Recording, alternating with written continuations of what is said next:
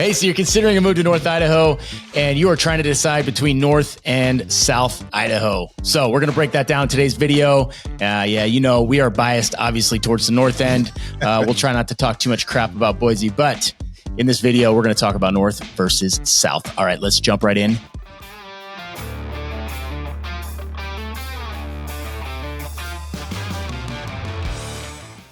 Dave, myself, the rest of our team of former first responders, we get calls, texts, and emails every single day from people just like you.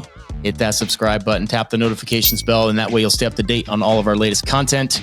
And if you're looking to move right now or 12 months from now, give us a holler. We'd love to help you make that smooth move right here in North Idaho. Here we go. Jumping in, North versus South, talking about Idaho. Obviously, we live in North Idaho. We are biased because it is the best Idaho, upstate Idaho, whatever you want to call it. Whoop. Yep. Oh, yeah. We're going to compare basically around the Boise area. I understand that's not all of South Idaho, right? There's Eastern Idaho. There's other parts of Idaho. There's Middle Idaho, whatever that is. We're talking North, the Panhandle versus the Boise area, because those are kind of the two big question marks, right? People are usually looking to move to one of those two areas. So that's what this video is about. Before we jump in, I want to throw some fun facts about Idaho at you guys.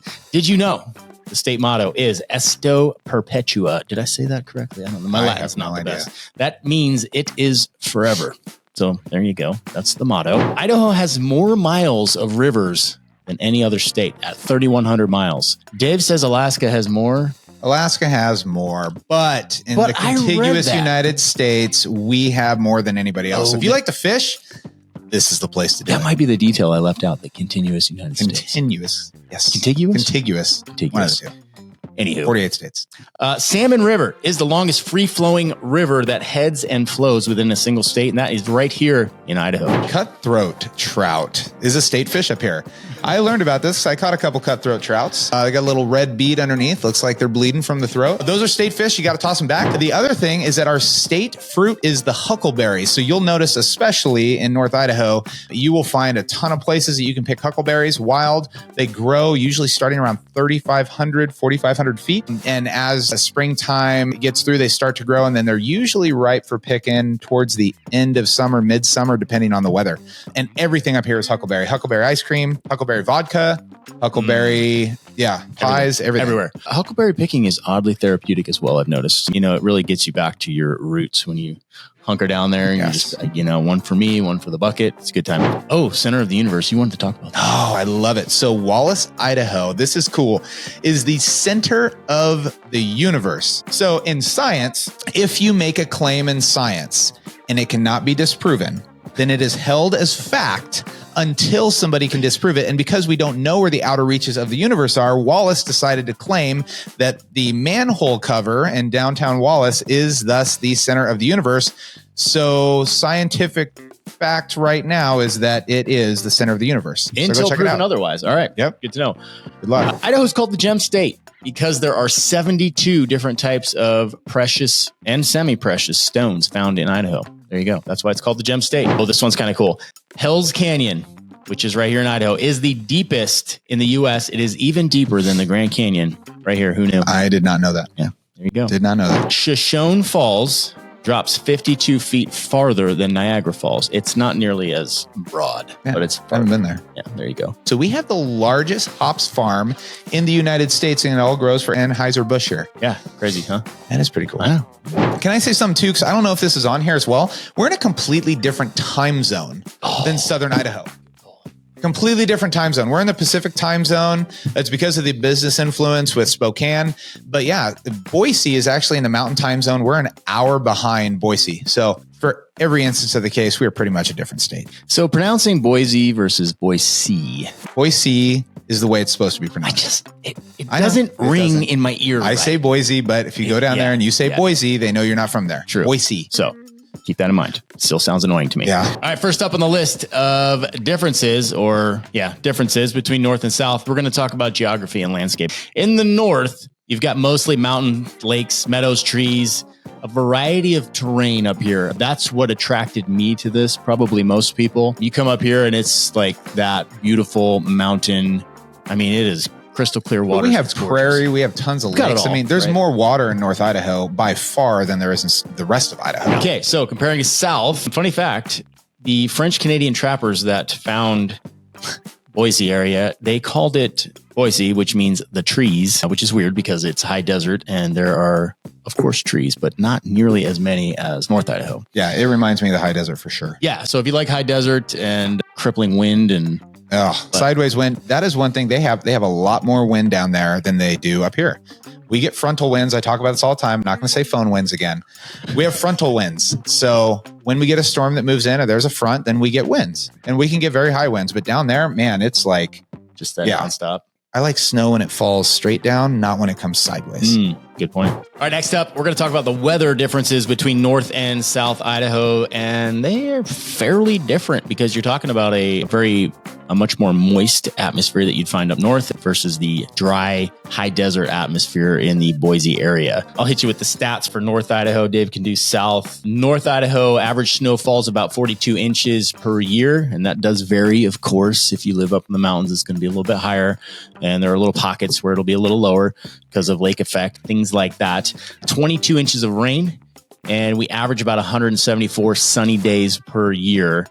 Winter lows in the 20s and 30s, and then summer highs usually in the 80s and 90s. We do crack 100 occasionally in the summertime as well. A few more sunny days in southern Idaho, 210 days. You have about 4 times the amount of snow in northern Idaho. Southern Idaho averages around 12 inches and about half the amount of rain. But I will say this. Somebody told me this about Hawaii before. If you like the greenery, you like the lakes, you like the trees, you like those things, well, there's a reason why. We get a lot more moisture up here than they do down south. All right, let's talk about population. That's a big one. Obviously, North Idaho is going to be less populated than the Boise area. Boise is a big city. The 4 largest cities in all of Idaho are going to be Boise, Meridian, Nampa, and Idaho Falls. Up here, it's Coeur d'Alene would be the biggest. Post Falls is creeping up and will probably surpass Coeur d'Alene here fairly soon. So it is more rural up here in North Idaho, which, that is attractive to some people. Some people it's not. So maybe southern Idaho would be your jam if that's the case. Kootenai County, which is the county that encompasses Coeur d'Alene, Hayden, Post Falls, Rathdrum, all of the bigger areas here in North Idaho, it has a population of about 190,000. Coeur d'Alene population sitting about 60,000 and Post Falls is at 47,000. Post Falls has increased 20% since 2020, by the way. Post Falls also has the most area up here that's undeveloped. So that's by far going to be the biggest city as it develops. I mean, there's a lot of prairie. They just annexed some last year. So Post Falls by far will be the largest community up here. Yep. It's growing.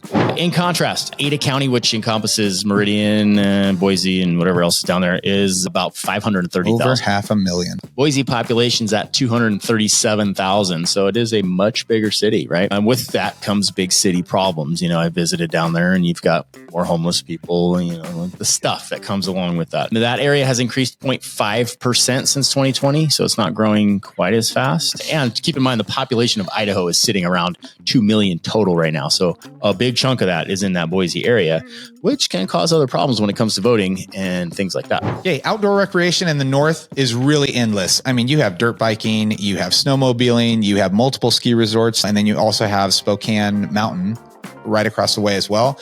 Mountain biking is huge up here. Hunting, fishing, gathering, if you're into morels or huckleberries or anything like that.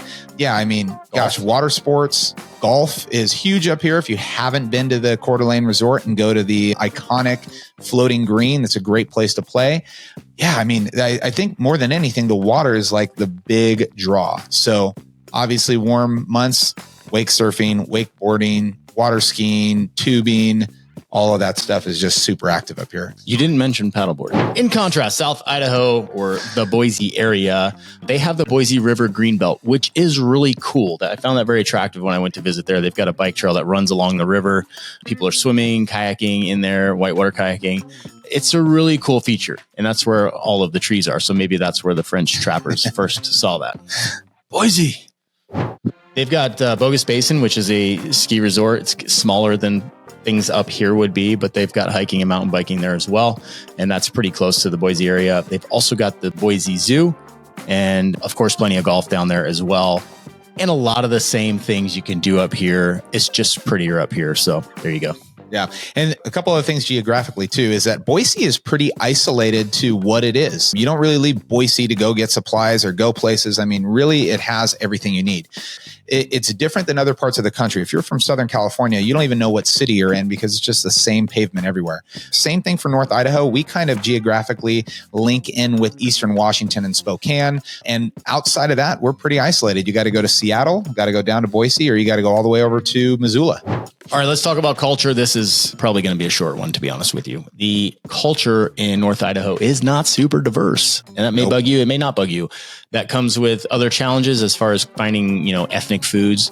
Can be a little more difficult up here. The Mexican food is pretty good, but if you come from an area that it's really good, you'll be like, it's disappointing. I miss a really good California burrito. Yeah, that's the one with the French fries in it. Yes, so weird, so good. They are good. It's a guilty pleasure, I'll be honest. So that lack of diversity is not for everyone, but it might be your thing too. Now, you can jump over the border to Washington and be in Spokane, and it is much more diverse over there in a number of ways. So if you need to go grab that ethnic food or, get your fill of diversity in whatever way you do that, you can easily jump over there and do that. But in contrast, Southern Idaho is, being a bigger city, they are more culturally diverse down there. You'll find more ethnic foods. You'll find more ethnicities represented in the population there as well. Yeah, it's not as stale when it comes to diversity down there. You have a lot bigger difference. And that's a big draw for a lot of people. Some people want those things, and I think that's really important. And I haven't tried their Mexican food, though. No, me neither. Maybe they have a California burrito. They probably do. Okay, economy and industry in North Idaho. A lot of people ask, what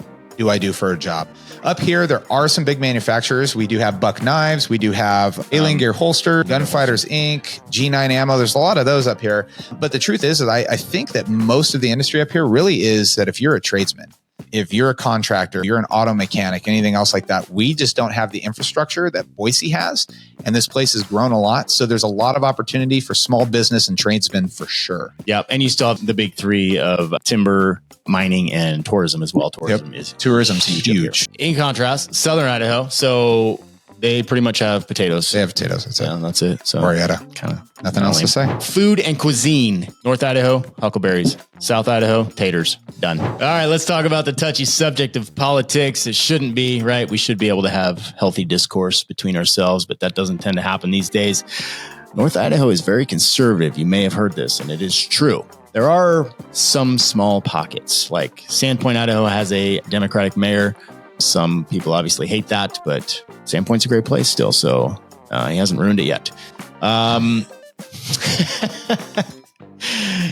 Southern Idaho. Now, this comes up a lot. The Boise area is turning purple, from what I hear. I don't live there, so I can't fully speak on that, but that's the word. That does bug a lot of people. The downside to that is that becomes a large voter base because of the population, and that can affect the rest of the state, as has happened in many other states like California, Oregon, Washington. So that's kind of a bummer that we have that going on down there. And personally, I like to stay to the more conservative areas because I find those cities are better managed and we don't have the issues that come along with some of those other very liberal cities, such as mass amounts of homelessness. So, it is a touchy subject. I would say if politics are big on your mind, you may want to give that vote to the north side just to avoid any of that issue for sure. Just to finish out for this video, it's really important to have discourse and varying opinions in your lives. So if you're living in that feedback loop because you've surrounded yourself with people that think exactly the same way as you, that can be a negative.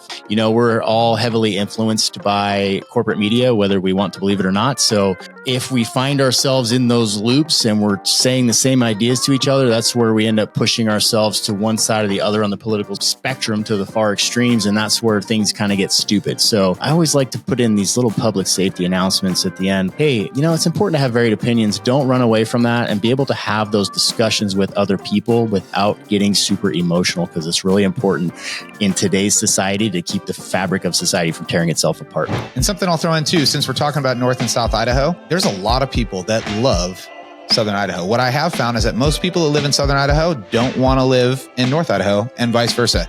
But we do know some people that live, and we know a lot of people that live down in Southern Idaho. If you have questions and you want us to reach out to any of them or put you in contact, let us know. We know great agents out there that can show you around. And we also know a lot of people that love the lifestyle down there. So if you have questions, don't hesitate to reach out. Yes. Thank you guys for sticking around for this video. Remember, if you're looking to move right now or 12 months from now, give us a call, text, or email. We would love to help you make that smooth move to North Idaho. Upstate.